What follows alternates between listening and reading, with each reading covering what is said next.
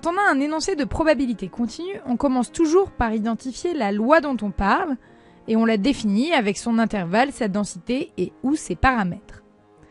Quand on voit « sachant que », on doit immédiatement penser probabilité conditionnelle pour savoir quelle méthode dégainer. Donc attention quand vous lisez l'énoncé « sachant que », probabilité conditionnelle. On commence par exprimer cette probabilité et ensuite on applique les formules du cours pour la calculer. Pour exprimer une probabilité conditionnelle, il faut répondre à deux questions, sachant quoi, par exemple A, et on veut savoir quoi, par exemple B. En combinant les deux, on a la probabilité qu'on cherche, P de B, sachant A. Il ne reste plus qu'à la calculer. Le cours nous rappelle qu'une probabilité conditionnelle, c'est le quotient de deux probabilités.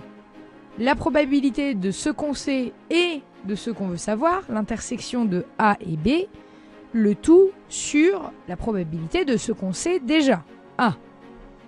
Il existe un cas particulier ultra classique à maîtriser sur le bout des doigts, c'est le cas de la durée de vie sans vieillissement avec la loi exponentielle.